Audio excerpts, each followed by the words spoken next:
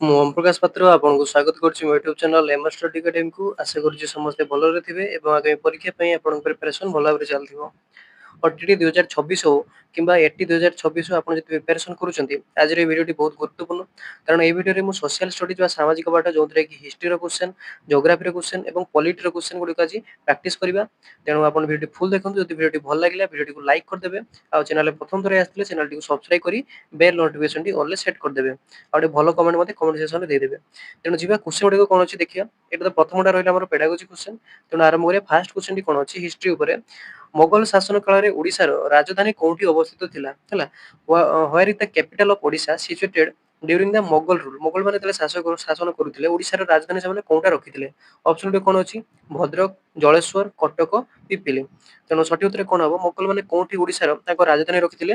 Option number C, ଯେଟା କି କ'ଣ ଅଛି? Option number C Cuttack. ହେଲା, କଟକକୁ ମୋଗଲ ମାନେ କ'ଣ କରିଥିଲେ? ନିଜର ରାଜଧାନୀ ଭାବେ ରଖିଥିଲେ। ବୁଝିପାରିଲେ? ପରବର୍ତ୍ତୀ କ୍ୱେଶ୍ଚନ୍ ଦେଖିବା କ'ଣ ଅଛି।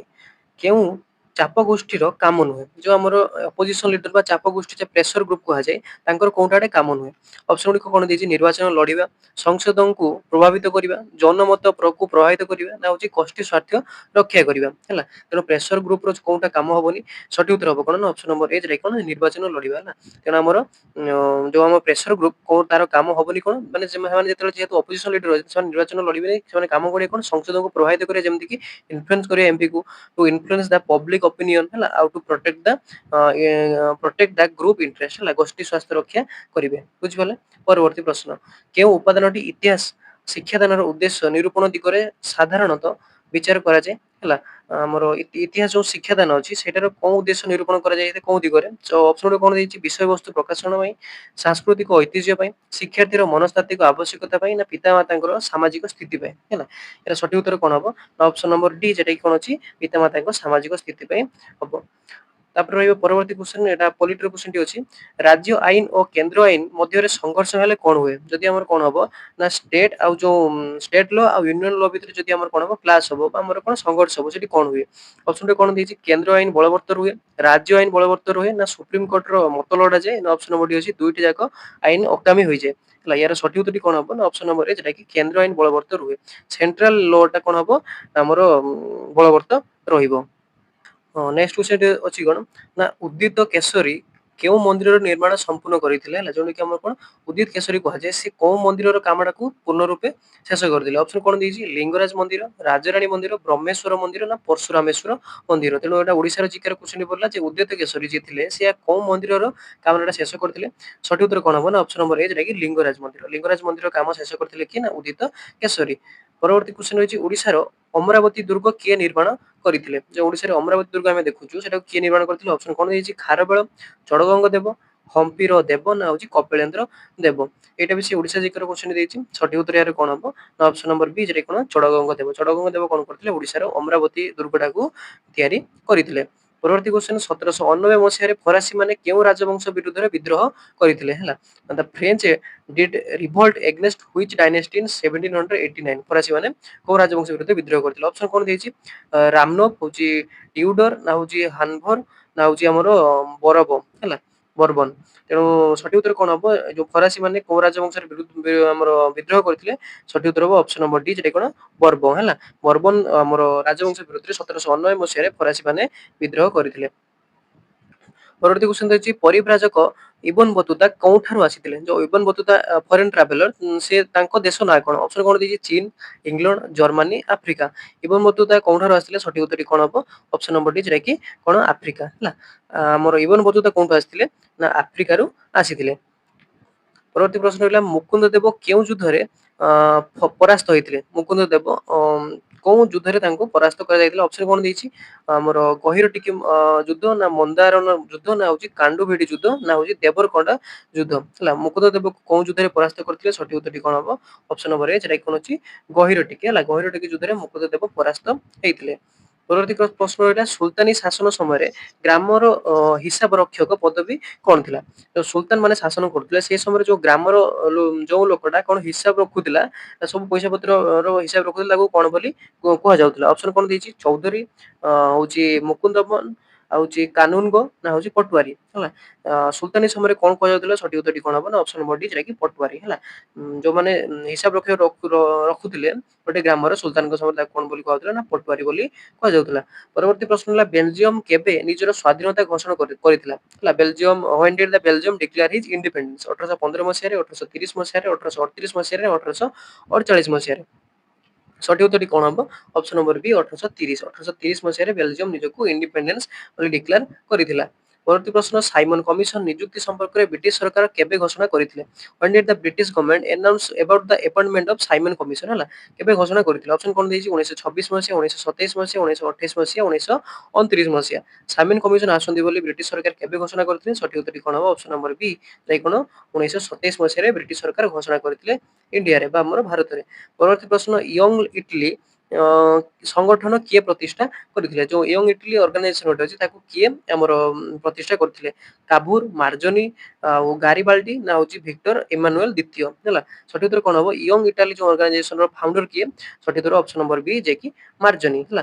ମାର୍ଜନି କଣ ହଉଛି ଏ ଯୋଉ ଇଟାଲୀରେ ୟଙ୍ଗ ଇଟାଲୀ ଅର୍ଗାନାଇଜେସନ ର ଫାଉଣ୍ଡର ଥିଲେ। ପରବର୍ତ୍ତୀ ପ୍ରଶ୍ନ ସ୍ୱାଧୀନ ଭାରତର ପ୍ରଥମ ଗଭର୍ଣ୍ଣର ଜେନେରାଲ କିଏ ଥିଲେ? ହେଲା who was the first governor general of independent India? Option ଗୋଟେ କଣ ଦେଇଛି? Rajagopalachari, doctor Rajendra Prasad, lord Mountbatten ନା ହଉଛି ଲର୍ଡ ଅଭଲ। ତେଣୁ ସଠିକ ଉତ୍ତର ଏହାର କଣ ହବ? ଆମର ଯୋଉ ସ୍ୱାଧୀନତା ପରେ ପ୍ରଥମ ଗଭର୍ଣ୍ଣର ଜେନେରାଲ କିଏ ହେଇଥିଲେ? ହବ ଅପସନ ନମ୍ବର ସି ଯେଟା କଣ ଅଛି? Lord Mountbatten. Governor general ପ୍ରଥମେ ଥିଲେ କିଏ? ଆମର ଇଣ୍ଡିପେଣ୍ଡେଣ୍ଟ ଇଣ୍ଡିଆର ଲର୍ଡ ମାଉଣ୍ଟ ବେଟେନ ଥିଲେ। ପରବର୍ତ୍ତୀ ପ୍ରଶ୍ନ ରହିଲା ସମ୍ବିଧାନ ପ୍ରଣୟନକାରୀ ସଭାର କିଏ ସଭାପତି ଥିଲେ? ଯୋଉ ଆମର କଣ ହେଇଥିଲା ନା ଆମର କନଷ୍ଟିଟ୍ୟୁସନାଲ ଆସେମ୍ବଲି ଯୋଉ ଗଠନ ହେଇଥିଲା ସେଇଥିର ପ୍ରେସିଡେଣ୍ଟ କିଏ ଥିଲେ? ଅପସନ ରେ କଣ ଦେଇଛି? ଡକ୍ଟର ରାଜେନ୍ଦ୍ର ପ୍ରସାଦ, ରାଜଗୋପାଳଚାରୀ, ମୋତିଲାଲ ନେହେରୁ ନା ସରଦାର ବଲ୍ଲଭଭାଇ ପଟେଲ। ହେଲା ସଠିକ ଉତ୍ତରଟି ଏହାର କଣ ହବ? ନା ଅପସନ ନମ୍ବର ଏ ଯେଟା କି ଡକ୍ଟର ରାଜେନ୍ଦ୍ର ପ୍ରସାଦ। ଡକ୍ଟର ରାଜେନ୍ଦ୍ର ପ୍ରସାଦ ଯୋଉ କନଷ୍ଟିଟ୍ୟୁସନାଲ ଆସେମ୍ବଲି ଥିଲା ତାର କଣ ଥିଲେ? ପ୍ରେସିଡେଣ୍ଟ ଥିଲେ। ମନେ ରହିବ। ପରବର୍ତ୍ତୀ ପ୍ରଶ୍ନ ଏଇଟା ରହିଲା ଆମର କଣ ଇଏର ପେଡାଗୋଜିର। ତାପରେ ଏଇଟା ସ୍ପିରିଟ ଅଫ ଲ ପୁସ୍ତକର ରଚୟିତା କିଏ? ହେଲା ଯେଟା କି ଆମର ସ୍ପିରିଟ ଅଫ ଲ ଯୋଉ ବହିଟା ଲେଖା ହେଇଥିଲା ତାର ରାଇଟର କିଏ ଥିଲେ? ଅପସନ କଣ ଦେଇଛି? ମଣ୍ଟେସ୍କ୍ୟୁ, ଭଲ୍ଟାୟାର, ରୁସୋ ନା କାର୍ଲ ମାର୍କ୍ସ। ହେଲା ସଠିକ ଉତ୍ତର କଣ ହବ? ସ୍ପିରିଟ ଅଫ ଦ ଲ ଲେଖିଥିଲେ କି? ସଠିକ ଉତ୍ତର ଅପସନ ନମ୍ବର ଏ ଯେଟା କି ମଣ୍ଟେସ୍କ୍ୟୁ ହେଲା। ମଣ୍ଟେସ୍କ୍ୟୁ ଲେଖିଥିଲେ ସ୍ପିରିଟ ଅଫ ଦ ଲ। କେଉଁ ପ୍ରକାରର ଶିକ୍ଷାର୍ଥୀ ପ୍ରତିକାରଣ ଶିକ୍ଷାଦାନର ଉପକୃତ? ଏଟା ଆମର ରହିଲା ଇଏର ପେଡାଗୋଜି କ୍ୱେଶ୍ଚନଟା। ପେଡାଗୋଜି କ୍ୱେଶ୍ଚନ ଆପଣ ଦେଖିଯାଆନ୍ତୁ, ମୁଁ ସେଠି ସିଡି ପ୍ରୋ ଅପଲୋଡ କରିଛି, ସେଠି ଯଦି ଆପଣ ଦରକାର ସେଠି ଦେଖିଦିଅନ୍ତୁ, କିଛି ଅସୁବିଧା ନାହିଁ। ଆଜି ଆମେ ଏସଏସଟି ର କ୍ୱେଶ୍ଚନ ଡିସ୍କସନ କରିବା। ପରବର୍ତ୍ତୀ ପ୍ରଶ୍ନ ହେଉଛି କେଉଁଠି ଐତିହାସିକ ଘଟଣା ଗୁଡିକ ତାତ୍ତ୍ୱିକ ଉତ୍ସ ନୁହେଁ? which is not the archaeological sources of historical event? ଶ୍ରୁତି ସ୍ତମ୍ଭ, ଶିଳାଲିପି, ଗ୍ରନ୍ଥ ନା ଧାତୁ ଫଳକ? ହେଲା ଆମର ଆର୍କିଓଲୋଜିକାଲ ଯୋଉ ଆମର ସୋର୍ସେସ କୁ ହିଷ୍ଟ୍ରିକାଲ ଇଭେଣ୍ଟ କରିବା ପାଇଁ କୋଉଟା ନୁହେଁ ଏ ଭିତରୁ? ହେଲା ସଠିକ ଉତ୍ତରଟି କଣ ହବ? କାହା ଦ୍ୱାରା ଆମେ କରିପାରିବୁନି? ଅପସନ ନମ୍ବର ବି, ଅପସନ ନମ୍ବର ସି ଯେଟା କଣ ଗ୍ରନ୍ଥ ହେଲା। ହିଷ୍ଟ୍ରିକାଲ ଯୋଉ ଆର୍କିଓଲୋଜିକାଲ ସୋର୍ସ ଗୁଡାକ କୋଉଠୁ ମିଳେ? ସ୍ତମ୍ଭରୁ ମିଳେ, ଶିଳାଲିପିରୁ ମିଳେ, ଆଉ ଧାତୁ ଫଳକରୁ ମିଳିଥାଏ। ପରବର୍ତ୍ତୀ ପ୍ରଶ୍ନ କେଉଁ ବିଲ୍ ପାର୍ଲାମେଣ୍ଟରେ ଆଗତ କରିବା ପାଇଁ ରାଷ୍ଟ୍ରପତି ଅଗ୍ରିମ ମଞ୍ଜୁରୀ ଆବଶ୍ୟକ ହୋଇଥାଏ? ହେଲା which bill needs prior sanction of the president for the introduction of the parliament? ହେଲା ପାର୍ଲାମେଣ୍ଟ ଯୋଉ ଆମର ଆରମ୍ଭ କରିବା ପାଇଁ ଆଗତ କରିବା ପାଇଁ କୋଉ କ୍ଷେତ୍ରରେ ଆମର ପାର୍ଲାମେଣ୍ଟ ଯୋଉ ପ୍ରେସିଡେଣ୍ଟଙ୍କର ତାଙ୍କର ଆଗତ ହବା ଦରକାର? ଅପସନରେ କଣ ଦେଇଛି? କୌଣସି ରାଜ୍ୟର ସୀମା ପରିବର୍ତ୍ତନ ବିଲ୍ ପାଇଁ, ଅର୍ଥ ବିଲ୍ ପାଇଁ, କୌଣସି ରାଜ୍ୟର ନାମ ପରିବର୍ତ୍ତନ ପାଇଁ, ସଂଯୁକ୍ତ ତାଲିକାଭୁକ୍ତ ବିଷୟର ସମ୍ପର୍କିତ ବିଲ୍ ପାଇଁ? ହେଲା ତେଣୁ ଏହାର ସଠିକ ଉତ୍ତରଟି କଣ ହବ? ନା ଅପସନ ନମ୍ବର ବି ଯେଟା କଣ ଅଛି? ଅର୍ଥ ବିଲ୍ ପାଇଁ। ହେଲା ଅର୍ଥ ବିଲ୍ ପାଇଁ ଆମର କଣ ହବ? ଆମର ରାଷ୍ଟ୍ରପତିଙ୍କର ଆଗେ ଆଗତ କରି ତାପରେ ମଞ୍ଜୁରୀ ଆବଶ୍ୟକ ଦରକାର ହେଇଥାଏ। ପରବର୍ତ୍ତୀ ପ୍ରଶ୍ନ ହେଲା ବିଦେଶୀ ପୁଞ୍ଜିପତି ମାନେ ସ୍ୱାଧୀନତା ପୂର୍ବରୁ ଭାରତୀୟ ଶିଳ୍ପ ପ୍ରତି କାହିଁକି ଆକର୍ଷିତ ହେଉଥିଲେ? ହେଲା why were the foreign capitals attract towards the Indian industry before the Indian independence? ହେଲା କଣ ପାଇଁ ଆଟ୍ରାକ୍ଟ ହଉଥିଲେ? ଅପସନ କଣ ଦେଇଛି? ରାଜନୈତିକ ପ୍ରଭାବ ବିସ୍ତାର ପାଇଁ, ନା ଭାରତର ଶିଳ୍ପପତି ମାନଙ୍କ ଅକ୍ଷମତା ପାଇଁ, ବିପୁଳ ଲାଭର ସମ୍ଭାବନା ପାଇଁ, ନା ଉପନିବେଶର ଆବଶ୍ୟକତା ରହିଥିଲା ବୋଲି ଆସିଥିଲେ? ତେଣୁ ଏହାର ସଠିକ ଉତ୍ତରଟି କଣ ହବ? କାହିଁକି ଆସୁଥିଲେ? ଅପସନ ନମ୍ବର ବି ଯେଟା କଣ ଅଛି? ଭାରତର ଶିଳ୍ପପତି ମାନଙ୍କ ଅକ୍ଷମତା ପାଇଁ। ହେଲା ସେମାନେ କଣ କରୁଥିଲେ ନା ସେମାନଙ୍କର ଭାରତୀୟ ଶିଳ୍ପପତି ମାନେ ଥିଲେ ସେମାନେ ଠିକ ଭାବରେ କଣ ଇଣ୍ଡଷ୍ଟ୍ରିକୁ ଚଳେଇ ପାରୁନଥିଲେ, ସେଥିପାଇଁ ସେମାନେ ଆସୁଥିଲେ।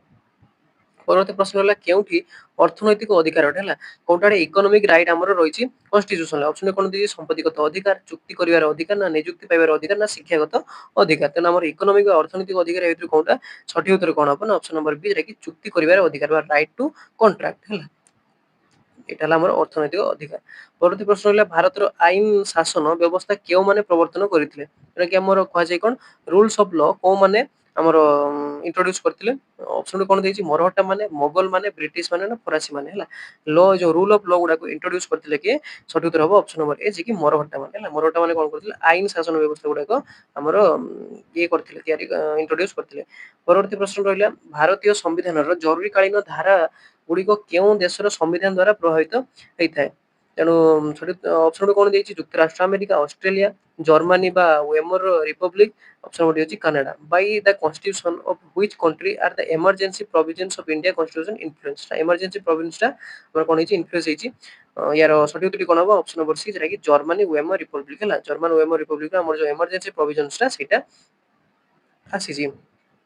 ପରବର୍ତ୍ତୀ ପ୍ରଶ୍ନ ହେଲା କେଉଁ ନଦୀ ଉପତ୍ୟକାରେ କୋଇଲା ଦୃଷ୍ଟିରୁ ଗୁରୁତ୍ୱପୂର୍ଣ୍ଣ ହେଲା ଆମର which river valley is important in the terms of କୋଇଲା ଅପସନ କଣ ଦେଇଛି ଦାମୋଦର କାବେରୀ ଗଙ୍ଗା ବ୍ରହ୍ମପୁତ୍ର ହେଲା କୋଇଲା ପାଇଁ ସବୁଠାରୁ ଗୁରୁତ୍ୱପୂର୍ଣ୍ଣ କୋଉ ଜାଗାଟା ସଠିକ ଉତ୍ତର କଣ ହବ ନା ଅପସନ ନମ୍ବର ଏ ଯାଇକି ଦାମୋଦର ହେଲା ଦାମୋଦର ସବୁଠୁ କୋଇଲା ପାଇଁ ଆମର ଇମ୍ପୋର୍ଟାଣ୍ଟ। ପରବର୍ତ୍ତୀ ପ୍ରଶ୍ନ ହେଲା ଶକ୍ତି ଉତ୍ପାଦନର କେଉଁଟି ଭାରତରେ ମୁଖ୍ୟ କଞ୍ଚାମାଲ ଭାବେ ବ୍ୟବହୃତ ହୋଇଥାଏ ହେଲା ଶକ୍ତି ଉତ୍ପାଦନ ପାଇଁ ଅପସନ କଣ ଦେଇଛି କୋଇଲା ଖଣିଜ ତୈଳ ପ୍ରାକୃତିକ ବାଷ୍ପ ନା ୟୁରାନିୟମ ହେଲା ଶକ୍ତି ଉତ୍ପାଦନ ପାଇଁ ଭାରତରେ କୋଉଟା ହଉଛି ମୁଖ୍ୟ ଭାବରେ କଞ୍ଚାମାଲ ଭାବେ ବ୍ୟବହାର କରାଯାଏ ସଠିକ ଉତ୍ତର କଣ ହବ ନା ଅପସନ ନମ୍ବର ଏ ଯେଟା କି କୋଇଲାକୁ ଆମେ ବ୍ୟବହାର କରିଥାଉ ଏଇ ଯୋଉ କଞ୍ଚାମାଲ ଭାବରେ ଭାରତରେ ବ୍ୟବହାର ହେଇଥାଏ। ପରବର୍ତ୍ତୀ ପ୍ରଶ୍ନ ହେଲା ବନ୍ୟ ପ୍ରାଣୀ ମାନଙ୍କୁ ନିରନ୍ତର ଅବକ୍ଷୟ ପାଇଁ କେଉଁ ମାନବୀୟ କାର୍ଯ୍ୟକଳାପ ମୁଖ୍ୟତଃ ଦାୟୀ ଯେମିତିକି ଅପସନ କଣ ଦେଇଛି ପ୍ରଦୂଷଣ ଶିକାର ବାହ୍ୟ ପ୍ରଜାତିଙ୍କ ଅନୁପ୍ରବେଶ ନା ପ୍ରାକୃତିକ ବାସସ୍ଥାନ ଧ୍ୱଂସ ହେଲା ଆମର ଯୋଉ ବନ୍ୟପ୍ରାଣୀ ମାନେ ନିରନ୍ତର ଯୋଉ ଅବକ୍ଷୟ ବା ଆମର କଣ ହେଇଛନ୍ତି ରିଡ୍ୟୁସ ହେଇଯାଉଛନ୍ତି ତାର ମୁଖ୍ୟ କାରଣ ହବ କଣ ସଠିକ ଉତ୍ତର ହବ ଅପସନ ନମ୍ବର ଡି ଯେଟା କଣ ପ୍ରାକୃତିକ ବାସସ୍ଥାନ ଧ୍ୱଂସ ଯେମିତିକି ଆମେ କଣ କରୁଛୁ ତାଙ୍କ ନ୍ୟାଚୁରାଲ ହାବିଟେଟକୁ ଧ୍ୱଂସ କରିଦଉଛୁ ସେଇ ପାଇଁ ଅବକ୍ଷୟର ଏଟା ମୁଖ୍ୟ କାରଣ।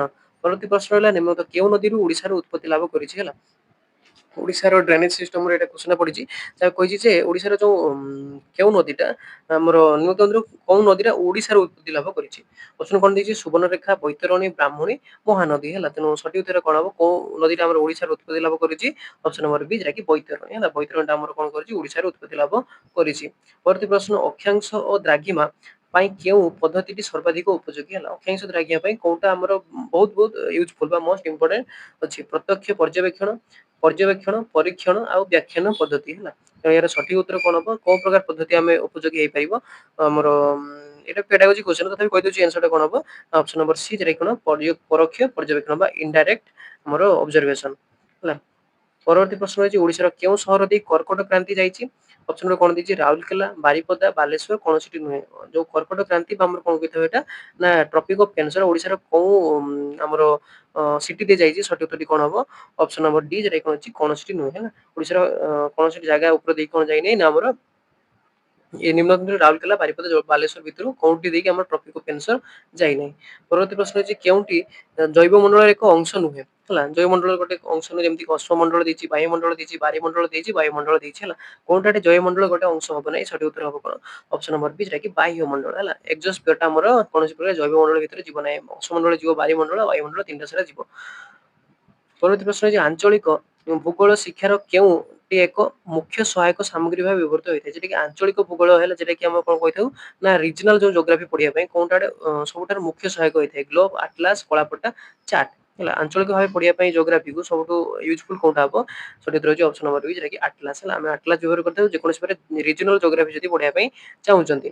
ପରବର୍ତ୍ତୀ ପ୍ରଶ୍ନ ରହିଲା କେଉଁଟି ଭାରତରେ ବୃଷ୍ଟିପାତ ସହିତ ସମ୍ପୃକ୍ତ ନୁହେଁ ହେଲା ବାତାବତ ପ୍ରତୀପ ବାତାବତ ନା ହଉଛି ପରିଚଳନ ନା ହଉଛି ପାର୍ବତ୍ୟ ବାଧା ହେଲା ସାଇକ୍ଲୋନ ଏଣ୍ଟି ସାଇକ୍ଲୋନ କନଭେକ୍ସନ ନା ହଉଛି ଓରୋଗ୍ରାଫିକ ଆମର ଅବଷ୍ଟ୍ରାକ୍ସନ ହେଲା ତେଣୁ ସଠିକ ଉତ୍ତର କଣ ଭାରତରେ ବୃଷ୍ଟି ସହିତ କୌଣସି ସମ୍ପୃକ୍ତ ହବ ନାହିଁ ସଠିକ ଉତ୍ତର ହେଉଛି ଅପସନ ନମ୍ବର ବି ଯେଟା କଣ ପ୍ରତୀପ ବାତାବର୍ତ୍ତ ପ୍ରତୀପ ବାତାବର୍ତ୍ତଟା ଆମର ଓଡିଶା ସହିତ ସମ୍ପର୍କିତ ନାହିଁ ବାତାବର୍ତ୍ତ ଯେଟା କି ସାଇକ୍ଲୋନ ଆଉ ରହିଲା ଆମର କଣ କନଭେକ୍ସନ ପରିଚଳନ ବା ଆମର ପାର୍ବତୀୟ ବାଧା ସେଟା ସବୁ ଆମର ବର୍ଷା ପାଇଁ ମାନେ ସେଇ ଏଇ ସବୁ କାରଣ ପାଇଁ ଆମର ଓଡିଶାରେ ବର୍ଷା ହେଇଥାଏ କିନ୍ତୁ ଏଣ୍ଟି ସାଇକ୍ଲୋନ ପାଇଁ ହେଇନଥିବା ପ୍ରତିଭ ବାତାବର୍ତ୍ତ ୟାଠାରୁ ଅଲଗା ସମ୍ପୃକ୍ତ ନୁହେଁ ଓଡିଶା ତା ସହିତ ଭାରତ ସହିତ। ପରବର୍ତ୍ତୀ ପ୍ରଶ୍ନ ରହିଲା ବାୟୁମଣ୍ଡଳରେ କେଉଁ ସ୍ତରରେ ରେଡିଓ ତରଙ୍ଗ ପ୍ରତିଫଳିତ ହୋଇଥାଏ ଯୋଉ ଆମର ଲେୟାର ଗୁଡାକ ରହିଛି ସେ କୋଉ ଲେୟାର ଦ୍ଵାରା ଆମର କଣ ହୁଏ ରେଡିଓର ଯୋଉ ତରଙ୍ଗ ଗୁଡାକ ସବୁ ପ୍ରତିଫଳିତ ହେଇଥାଏ ଅପସନ କଣ ଦେଇଛି ଚୁମ୍ବକୀୟ ମଣ୍ଡଳ ଷ୍ଟ୍ରାଟୋସ୍ଫିୟର ଆୟନୋସ୍ଫିୟର ଆଉ ମେସୋସ୍ଫିୟର ହେଲା ତେଣୁ ସଠିକ ଉତ୍ତରଟି କଣ ହବ କୋଉ ସ୍ତର ଦ୍ଵାରା ଆମର ରେଡିଓର ତରଙ୍ଗ ଗୁଡାକ ପ୍ରତିଫଳିତ ପୁଣି ଆଉଥରେ ଆମ ପାଖରେ ପହଞ୍ଚୁଛି ସଠିକ ଉତ୍ତର ହବ ଅପସନ ନମ୍ବର ସି ଯେଟା କଣ ଆୟନୋସ୍ଫିୟର ଆୟନୋସ୍ଫିୟର ଯୋଗୁଁ ଆମର କଣ ହଉଛି ତରଙ୍ଗ ଗୁଡାକ ବାଜିକି ପୁଣି ତଳକୁ ଫେରିକରି ଆସୁଛି। ନେକ୍ସଟ କ୍ୱେଶ୍ଚନ ରହିଲା ନିମ୍ନୋକ୍ତ ମଧ୍ୟରୁ କେଉଁଟି ଭୂଗୋଳ ଶିକ୍ଷାର ବିଶେଷ ଭାବେ ବ୍ୟବହୃତ ହୁଏ? ଯେମିତି ଭୂଗୋଳ ଶିକ୍ଷା ପାଇଁ କଣ ବ୍ୟବହାର ହୁଏ? ଗ୍ଲୋବ୍ସ, ମାନଚିତ୍ର ରେଖା, ଶିକ୍ଷା ପର୍ଯ୍ୟଟନ ନା କ୍ଷେତ୍ର ପରିଭ୍ରମଣ? ହେଲା, ଏହାର ସଠିକ ଉତ୍ତରଟି କଣ ହବ? ନା ଅପସନ ନମ୍ବର ବି, ଯେଟା କି ମାନଚିତ୍ର ଆଉ ରେଖାଚିତ୍ର ହେଲା ଭୂଗୋଳ ପାଇଁ ବହୁତ ଅଧିକା ଦରକାର। ପରବର୍ତ୍ତୀ ପ୍ରଶ୍ନ ହେଲା, କେଉଁଟି ନଦୀ ସହିତ ଜଡିତ ଏକ ସଞ୍ଚୟ ଜନିତ ଭୂମି ରୂପ ନୁହେଁ? ନଦୀ ସହିତ ଜଡିତ ହେଇଥିବ କିନ୍ତୁ ଏ ଯୋଉ ସଞ୍ଚୟ ଜନିତ ଭୂମି ରୂପ ହବ ନାହିଁ। which is not the deposition features associated with the river ହେଲା, river ଯୋଉ deposition ରୁହେ ତା ସହିତ ଆମର ରିଲେଟ ହବନି। ଅପସନ କଣ ଦେଇଛି? ନଦୀ ସୋପାନ, ପ୍ଲବନ ଭୂମି, ତ୍ରିକୋଣ ଭୂମି ନା ପ୍ରକୃତ ବନ୍ଧ? ରିଭର ଟେରେସ୍ ନା ହଉଛି ଫ୍ଲୋଡ ପ୍ଲେନ୍ ନା ହଉଛି ଡେଲ୍ଟା ନା ହଉଛି ନ୍ୟାଚୁରାଲ ଲିଭି? ହେଲା, ତେଣୁ ସଠିକ ଉତ୍ତର କଣ ହବ? ଆମର ସଞ୍ଚୟ ଜନିତ ଭୂମିର ସହିତ କୋଉଟା ରିଲେଟ ହବନି। ଅପସନ ନମ୍ବର ଏ, ଯେଟା କଣ ଅଛି? ନଦୀ ସୋପାନ ହେଲା। ନଦୀ ସୋପାନଟା ଏ ଯୋଉ କାହା ସହିତ? ନଦୀ ସହିତ, ଯେଟା କି ସଞ୍ଚୟ ଭୂମି ରୂପ ସହିତ ଆମର କଣ ହବନି? ରିଲେଟ ହବନି। ପ୍ଲାବନ ଭୂମି ଯେଟା ଫ୍ଲୋଡ ପ୍ଲେନ୍ସ ହବ, ଡେଲ୍ଟା ହବ, ନ୍ୟାଚୁରାଲ ଲିଭି ହବ, କିନ୍ତୁ ରିଭର ଟେରିସ୍ ଟା ଆମର କଣ? ସଞ୍ଚୟ ଜନିତ ହବ ନାହିଁ। ପରବର୍ତ୍ତୀ ପ୍ରଶ୍ନ ହେଲା, ପୃଥିବୀର ତାପମଣ୍ଡଳ ବଢାଇବା ପାଇଁ କେଉଁ ପଦ୍ଧତିଟି ପ୍ରକୃଷ୍ଟ? ହେଲା, which method is suitable for teaching pressure belt of earth? ପରିଚାର୍ଯ୍ୟ ପଦ୍ଧତି, ପର୍ଯ୍ୟବେକ୍ଷଣ ପଦ୍ଧତି, ଏଟା ପେଡାଗୋଜିର କ୍ୱେଶ୍ଚନଟା ହେଲା। ନେକ୍ସଟ କ୍ୱେଶ୍ଚନ ଆସିଲା କଣ? ଯଦି କୌଣସି ଦିନ ପୁରୀଠାରେ ସନ୍ଧ୍ୟା 5ଟାରେ ଉଚ୍ଚ ଜୁଆର ହୁଏ, ତେବେ ସେଠାରେ ପରବର୍ତ୍ତୀ ଉଚ୍ଚ ଜୁଆର କେତେ ସମୟ ଆସିବ? ମାନେ ଦିଟା ଜୁଆର ଭିତରେ ଆପଣ ଟାଇମ କେତେ ପଚାରିଲା। ଅପସନ କଣ ହେଇଛି? 5 ଘଣ୍ଟା 26 ମିନିଟ ପୂର୍ବାହ୍ନ, 5ଟା ପୂର୍ବାହ୍ନ, 11 ମିନିଟ 26 ରାତ୍ରି, ନା ହଉଛି 5 ମିନିଟ 52 ଅପରାହ୍ନ? ହେଲା, ତେଣୁ ସଠିକ ଉତ୍ତର କଣ? 5ଟା ବେଳେ ଯଦି ଗୋଟେ ଆସିଛି ଜୁଆର, ତାହେଲେ ଆଉଥରେ ଆସିବ କେତେବେଳେ? ସଠିକ ଉତ୍ତର ଏହାର କଣ ହବ? ନା ଅପସନ ନମ୍ବର ଏ, ଯେଟା କି କଣ ଅଛି? 5 ମିନିଟ ଆଉ 5 ଘଣ୍ଟା 26 ମିନିଟ ପୂର୍ବାହ୍ନ। ହେଲା, 5ଟା ବେଳେ ଆସିଛି, ତେଣୁ ଆମର କଣ? 12 ଘଣ୍ଟା 26 ମିନିଟ ଡିଫରେନ୍ସ, ଡାଇରେକ୍ଟ ଦିଟା ଡାଇରେକ୍ଟ ଆମର ଟାଇଡ ଭିତରେ, ତେଣୁ ସେଥିପାଇଁ 5 ଘଣ୍ଟା 26 ମିନିଟ ପୂର୍ବାହ୍ନରେ ପୁଣି ଥରେ ଆସିବ। ନିମ୍ନୋକ୍ତ ମଧ୍ୟରୁ କେଉଁଟି ଓଡିଶାର ହେନ୍ତାଳ ବନ କୁହାଯାଏ? ହେଲା, ଭିତରକନିକା ଜାତୀୟ ଉଦ୍ୟାନ, ଶିମିଳିପାଳ ଜାତୀୟ ଉଦ୍ୟାନ, ସୁନ୍ଦରବନ ଜାତୀୟ ଉଦ୍ୟାନ ନା ଇନ୍ଦ୍ରାବତୀ ଜାତୀୟ ଉଦ୍ୟାନ? ହେଲା, ହେନ୍ତାଳ ବନ ଆମେ କାହାକୁ କହିଥାଉ? ସଠିକ ଉତ୍ତର କଣ ହବ? ନା ଅପସନ ନମ୍ବର ଏ, ଯେଟା କି ଭିତରକନିକା ଜାତୀୟ ଉଦ୍ୟାନକୁ ଆମେ କଣ କହିଥାଉ? ନା ହେନ୍ତାଳ ବନ ବୋଲି କହିଥାଉ। ପରବର୍ତ୍ତୀ ପ୍ରଶ୍ନ ରହିଲା, କେଉଁଟି ଓଡିଶାର ଜଳସେଚନର ମୁଖ୍ୟ ଉତ୍ସ? ଓଡିଶାରେ ଯୋଉ ଜଳସେଚନ ହୋଇଥାଏ ବା ଇରିଗେସନ ସିଷ୍ଟମରେ ରହିଛି, ଯେମିତି କି କୂପ, ନଳକୂପ, ପୁଷ୍କରିଣୀ, କେନାଲ, ଅନ୍ୟାନ୍ୟ ଉତ୍ସ। ହେଲା, ଓଡିଶାରେ ସାଧାରଣତଃ ଇରିଗେସନ ପାଇଁ ସବୁଠୁ ମେଜର ସୋର୍ସ କୋଉଟା ହବ?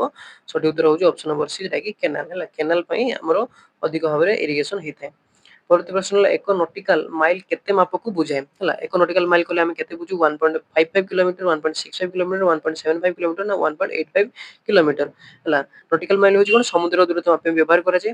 ତେଣୁ ୟାର ସଠିକ ଉତ୍ତରଟି କଣ ହବ? ନା ଅପସନ ନମ୍ବର ଡି, 1.85 କିଲୋମିଟର। ହେଲା, ଗୋଟେ ନଟିକାଲ ମାଇଲ କଲେ 1.85 କିଲୋମିଟର ବୋଲି ଆମେ ବୁଝିଥାଉ।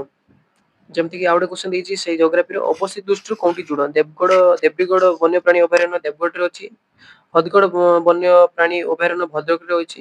କଟାଗଡ ବନ୍ୟପ୍ରାଣୀ ଅଭୟାରଣ୍ୟ କନ୍ଧମାଳରେ ରହିଛି। ଉଷାକୋଟି ବନ୍ୟପ୍ରାଣୀ ଅଭୟାରଣ୍ୟ ସମ୍ବଲପୁରରେ ରହିଛି। ହେଲା, କୋଉଟା ଠିକ ଅଛି? ଏ ଭିତରୁ ସଠିକ ଉତ୍ତରଟି ହବ କଣ? ଅପସନ ନମ୍ବର ବି, ଯେଟା କଣ ଅଛି? ହଦଗଡ ବନ୍ୟପ୍ରାଣୀ ଅଭୟାରଣ୍ୟ ଭଦ୍ରକରେ ରହିଛି। ଅସମ୍ପୃକ୍ତ ମାନେ ଭୁଲ ଅଛି। ହେଲା, ଆଉ ଗୁଡାକ ହବ, ଯେମିତି କି ଦେବଗଡ ବନ୍ୟପ୍ରାଣୀ ଦେବଗଡରେ ଅଛି, ଆଉ କଟାଗଡ ବନ୍ୟପ୍ରାଣୀ କନ୍ଧମାଳରେ ରହିଛି, ଆଉ ଉଷାକୋଟି ବନ୍ୟପ୍ରାଣୀ ସମ୍ବଲପୁରରେ ରହିଛି, କିନ୍ତୁ ଏଇ ଯୋଉ ଭଦ୍ରକରେ ଦେଇଛି ସେଟା ଭୁଲ ହବ, ଅସମ୍ପୃକ୍ତ ଦେଇଥିଲା ନା, ତେଣୁ ଭୁଲ ହବ। ବୁଝିପାରିଲେ? ନେକ୍ସଟ ରହିଲା କଣ? ଭାରତର କେଉଁଠାରେ ସର୍ବାଧିକ ଅଶୋଧିତ ତୈଳ ଭଣ୍ଡାର ରହିଛି? ହେଲା, ଭାରତର କୋଉ ଷ୍ଟେଟରେ କଣ ରହିଛି ବା କୋଉ ଜାଗାରେ ସବୁଠୁ ଅଧିକା ଯୋଉ କ୍ରୁଡ ଅଏଲ ମିଳିଥାଏ? ଅପସନ କଣ ଦେଇଛି? ଆସାମ, ଗୁଜରାଟ, ପୂର୍ବତ ଅପତଟ ନା ହଉଛି ପଶ୍ଚିମ ଅପତଟ? ହେଲା, ଏହାର ସଠିକ ଉତ୍ତର କଣ ହବ? ଆମର ଅଶୋଧିତ ତୈଳ ଭଣ୍ଡାର ବା ଆମର କ୍ରୁଡ ଅଏଲ ସବୁଠୁ ଅଧିକା ମିଳେ କୋଉଠି? ଇଣ୍ଡିଆର? ସଠିକ ଉତ୍ତର ଅପସନ ନମ୍ବର ଡି, ଯେଟା କି ପଶ୍ଚିମ ଉପତଟ। ହେଲା, ଯେଟା କି ୱେଷ୍ଟର୍ନ ଅପସର ବୋଲି କୁହାଯାଏ। ମନେ ରଖିବେ, କ୍ରୁଡ ଅଏଲ ଟା ପଶ୍ଚିମ ଉପତଟରୁ ସବୁଠୁ ଅଧିକା ମିଳିଥାଏ। ଭୂପୃଷ୍ଠ ନିମ୍ନରେ ଥିବା ଅର୍ଦ୍ଧତଳ ଶିଳାକୁ କଣ କୁହାଯାଏ? ହେଲା, ଯେମିତି କି ଅପସନ କଣ ଦେଇଛି? ଲାଭା, ସୀମା, ମାଗମା ଆଉ ସିଆଲ। ଭୂପୃଷ୍ଠ ତଳେ ଯୋଉ ଅର୍ଦ୍ଧତଳ ଶିଳାଟାକୁ ଥାଏ ତାକୁ ଆମେ କଣ କହିଥାଉ? ସଠିକ ଉତ୍ତର ହବ କଣ? ଅପସନ ନମ୍ବର ସି, ଯେଟା କି ମାଗମା ବୋଲି କହିଥାଉ। ଉପରକୁ ଆସିଲେ ତାକୁ ଲାଭା କହିବା, ତଳେ ଥିବା ବେଳେ ଆମେ ତାକୁ କଣ କହିବା? ନା ମାଗମା ବୋଲି କହିବା। ବୁଝିପାରିଲେ? ନେକ୍ସଟ ଅଛି, କେଉଁ ମେଘ ସହିତ ଘୂର୍ଣ୍ଣିଝଡ଼ ସମ୍ବନ୍ଧିତ? ହେଲା, ଯୋଉ ଆମେ ଥଣ୍ଡରଷ୍ଟର୍ମ ବୋଲି କହିଥାଉ, ତା ସହିତ କୋଉ ଟାଇପର ଆମର କଣ ମେଘର ବି ଟାଇପ ଗୁଡାକ ରହିଛି, ଯେମିତି କି ସ୍ତର ମେଘ ଅଛି, କାପାସୀ ମେଘ ଅଛି, କଳାହାଣ୍ଡିଆ ମେଘ ଅଛି, ଆଉ ଅଲୋକ ମେଘ ଅଛି। ହେଲା, ମାନେ ଥଣ୍ଡରଷ୍ଟର୍ମ ସହିତ କୋଉ ପ୍ରକାର ଆମର କ୍ଲାଉଡ ଟା ବା ଆମର ମେଘଟା ସଂଶ୍ଳିଷ୍ଟ ହବ? ସଠିକ ଉତ୍ତର ହବ କଣ? ଅପସନ ନମ୍ବର ସି, ଯେଟା କି କଳାହାଣ୍ଡିଆ ମେଘ। ହେଲା, ଥଣ୍ଡରଷ୍ଟର୍ମ ମାନେ ଯେତେବେଳେ ଝଡ ଆସେ ଲେଖିଥାନ୍ତେ କଳାହାଣ୍ଡିଆ ମେଘଟା ଆସେ, ତେଣୁ ସେଥିପାଇଁ କଳାହାଣ୍ଡିଆ ମେଘଟା ହଉଛି ଥଣ୍ଡରଷ୍ଟର୍ମ ସହିତ ରିଲେଟେଡ। ପରବର୍ତ୍ତୀ ପ୍ରଶ୍ନ ହେଉଛି, ଅତ୍ୟନ୍ତ ବିରଳ ଓ କେତେକ ନିର୍ଦ୍ଦିଷ୍ଟ ସ୍ଥାନରେ ଦେଖାଯାଉଥିବା ଜୀବ ପ୍ରଜାତିକୁ କଣ କୁହାଯାଏ? ମାନେ ନିର୍ଦ୍ଦିଷ୍ଟ ଜାଗାରେ ଦେଖାଯାଉଥିବା ଆଉ ବିରଳ, ମାନେ ତାଙ୍କ ସଂଖ୍ୟା ବହୁତ କମ ହେଇଛି, ତାକୁ ଆମେ କଣ କହିବା? ସ୍ଥାନିକ ପ୍ରଜାତି କହିବା, ବିପଦଗ୍ରସ୍ତ ପ୍ରଜାତି କହିବା, ନା ବିପଦ ପ୍ରବଣ ପ୍ରଜାତି କହିବା, ନା ହଉଛି ବିଲୋପାଭିମୁଖୀ ପ୍ରଜାତି ବୋଲି କହିବା ହେଲା। ଅତ୍ୟନ୍ତ ବିରଳ ହେଇଥିବ ଆଉ କେତେକ ନିର୍ଦ୍ଦିଷ୍ଟ ସ୍ଥାନରେ ତାକୁ ମିଳୁଥିବ। ସଠିକ ଉତ୍ତର ଏହାର କଣ ହବ ନା ଅପସନ ନମ୍ବର ବି, ଯାହାକି ବିପଦଗ୍ରସ୍ତ ପ୍ରଜାତି ବୋଲି ଆମେ କହିବା ହେଲା। ଯେହେତୁ କଣ ଅଛି ଅତି ବିରଳ ଅଛି, ତେଣୁ ସେଥିପାଇଁ ବିପଦଗ୍ରସ୍ତ ପ୍ରଜାତି ବା ନିର୍ଦ୍ଦିଷ୍ଟ ସ୍ଥାନରେ ଅଛି, ସେଥିପାଇଁ ଇନଡେଞ୍ଜର୍ଡ ସ୍ପେସିସ୍ ବୋଲି କହିବା। ପରବର୍ତ୍ତୀ ପ୍ରଶ୍ନ ହେଉଛି କେଉଁଟି ପୃଥିବୀର କିମ୍ବା ପୃଥିବୀର ଏକ ଅଂଶ ପ୍ରତିକୃତକୁ ପ୍ରତିନିଧିତ୍ୱ କରେ? Which one represents the earth pattern or a part of it? ହେଲା, ତାର ପ୍ରତିକୃତିକୁ ଆମର ଦର୍ଶାଇଥାଏ। ଅପସନ କଣ ଦେଇଛି? ମାନ, ରେଖାଚିତ୍ର, ମାନଚିତ୍ର ପ୍ରକ୍ଷେପଣ ନା ହଉଛି ମାନଚିତ୍ର ହେଲା। ତେଣୁ ସଠିକ ଉତ୍ତର କଣ ହବ? ଏଇ ଯୋଉ ଆମର ପୃଥିବୀର ଏକ ଅଂଶକୁ ବା ଆମର ପୁରାଟାକୁ କିଏ ରିପ୍ରେଜେଣ୍ଟ କରିଥାଏ?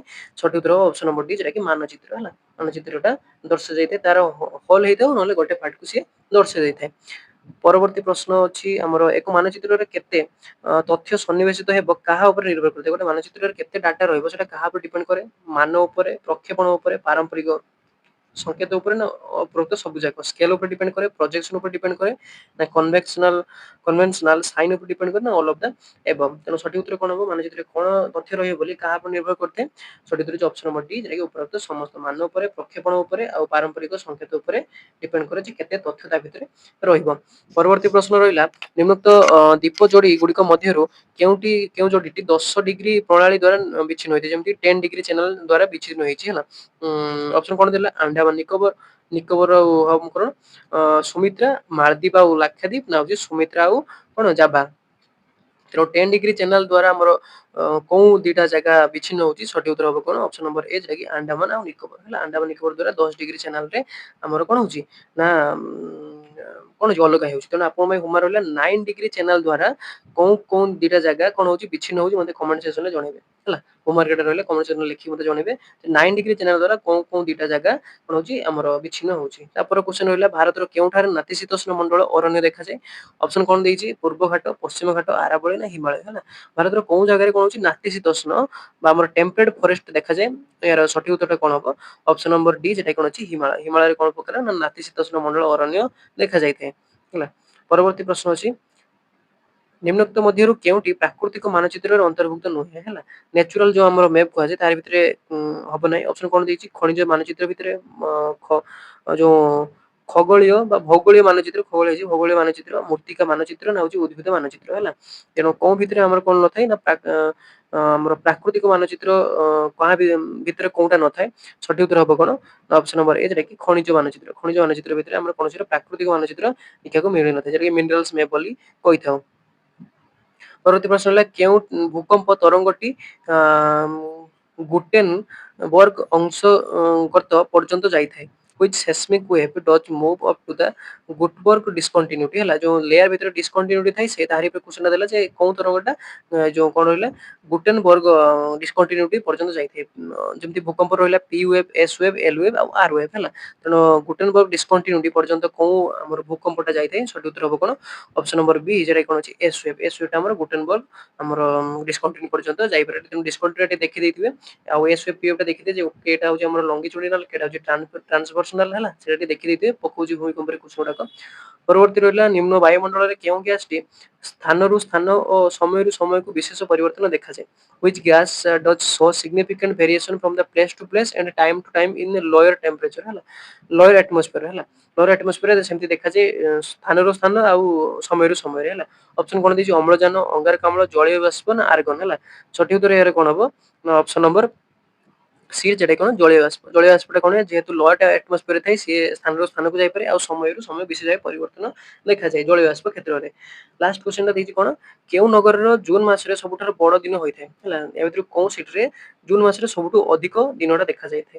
ଅପସନ କଣ ଦେଇଛି? ବେଙ୍ଗାଲୁରୁ, ଭୁବନେଶ୍ୱର, କଲିକତା, ଦିଲ୍ଲୀ ହେଲା। ତେଣୁ ଜୁନ ମାସରେ ସବୁଠୁ ଅଧିକ ମାନେ ବଡ ଦିନ କୋଉଠି ଦେଖାଯାଏ? ସଠିକ ଉତ୍ତର ହବ କଣ? ଅପସନ ନମ୍ବର ଡି, ଯେଟା କି ଦିଲ୍ଲୀ। ଦିଲ୍ଲୀରେ ସବୁଠୁ ବଡ ଦିନ ଦେଖାଯାଏ ଜୁନ ମାସରେ। ତେଣୁ ଟୋଟାଲ ଆମର କ୍ୱେଶ୍ଚନ ଯୋଉ ଏସଏସଟି ଥିଲା ହିଷ୍ଟ୍ରି, ଜୋଗ୍ରାଫି ଆଉ ପଲିଟିର ଇକୋନୋମିକ୍ର କ୍ୱେଶ୍ଚନ ଟାକୁ ଡିସ୍କସନ କରିଦେଲୁ। ତେଣୁ ଆଶା କରୁଛି ଆପଣଙ୍କୁ ଭିଡ଼ିଓଟି ଭଲ ଲାଗିଥିବ। ଯଦି ଭିଡ଼ିଓଟିକୁ ଭଲ ଲାଗିଥିବ ତ ଭିଡ଼ିଓଟିକୁ ଲାଇକ୍ କରିଦେବେ ଆଉ ଚ୍ୟାନେଲଟିକୁ ସବସ୍କ୍ରାଇବ କରି ବେଲ୍ ନୋଟିଫିକେସନକୁ ଅଲରେ ସେଟ୍ କରିଦେବେ। ଅଲରେ ସେଟ୍ କରିବା ଦ୍ୱାରା ଆପଣଙ୍କୁ ଯେତେବେଳେ ଭିଡ଼ିଓ ଯାହା ବି ଅପଲୋଡ଼ ହେଉଛି ଆପଣଙ୍କ ପାଖରେ ନୋଟିଫିକେସନଟା ଯିବ, ତେଣୁ ଆପଣ ଦେଖିପାରିବେ। ଆଉ ଯଦି ୟାର ପିଡିଏଫ୍ ଆପଣଙ୍କୁ ଦରକାର ଅଛି ପ୍ରାକ୍ଟିସ କରିବା ପାଇଁ ମୁଁ ଡେସ୍କ୍ରିପସନରେ ଲିଙ୍କ ଦେଇଦେବି।